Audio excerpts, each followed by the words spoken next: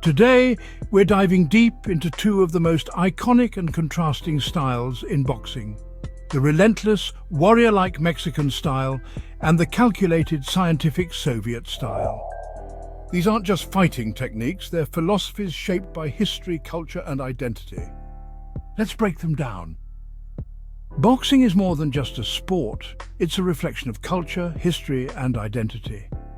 Two of the most iconic and contrasting styles in the boxing world are the Mexican boxing style and the Soviet boxing style. These approaches to the sweet science are not just techniques, they are philosophies forged in the fires of their respective histories. Let's dive deep into the heart of these styles, their origins, their principles, and the legends who embody them. Mexican boxing is not just a style, it's a way of life. It emerged from the gritty streets of Mexico, where resilience and toughness are ingrained in the culture. Boxing became a path out of poverty for many, a way to prove one's worth and honor. The Mexican boxing style is deeply rooted in the country's history of struggle, resilience, and pride. It's a style that reflects the heart of the Mexican people, relentless, passionate, and unyielding. The Mexican boxing style is often summarized by one word: warrior. It's a forward-moving, aggressive approach that prioritizes pressure, body punching, and an unbreakable will. Mexican fighters are known for their ability to take punches to give punches, embodying the mantra, "You hit me, I hit you harder." This style is not about finesse or evasion, it's about breaking the opponent's spirit through sheer force and determination. Mexican fighters are masters of cutting off the ring, forcing their opponents into corners, and never letting them breathe. They thrive in close quarters, where their power punches can do the most damage. The Mexican style emphasizes brutal body punching. Fighters like Julio Cesar Chavez and Canelo Alvarez are known for their devastating hooks to the liver and ribs, slowly breaking down their opponents. Mexican fighters are renowned for their durability. They train to absorb punishment and keep coming forward, embodying the phrase "Mexican chin." This mental and physical toughness is what makes them so dangerous. Mexican fighters fight for their people. The roar of the crowd fuels their aggression, and they often wear their hearts on their sleeves, making them fan favorites. Legends of the Mexican style. Julio Cesar Chavez, the epitome of Mexican boxing. Chavez was a relentless pressure fighter with an iron chin and a devastating body attack.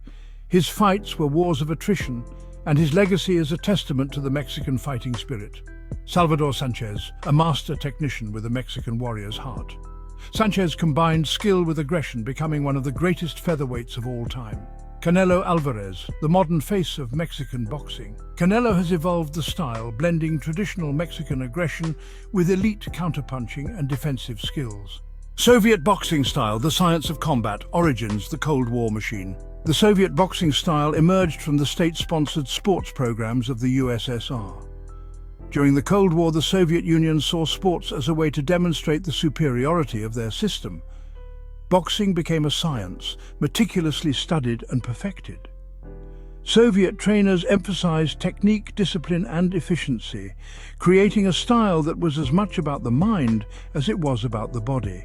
The Soviet boxing style is the antithesis of the Mexican approach. It's a cerebral, calculated style that prioritizes technique, footwork, and defense. Soviet fighters are often compared to chess players, using their intelligence and skill to outmaneuver their opponents. This style is about control, controlling the distance, controlling the pace, and controlling the fight.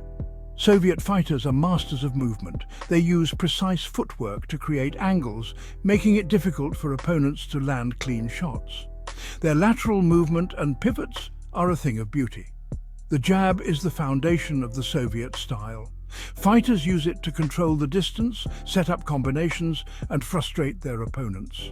They are experts at fighting from the outside, using their reach and timing to dominate. Soviet trainers drilled their fighters to prioritize defense. Techniques like the shoulder roll, parrying, and slipping punches are hallmarks of the style. The goal is to hit without being hit. Soviet fighters were known for their rigorous training regimens. They were conditioned to maintain a high pace for all 12 rounds, combining physical endurance with mental toughness.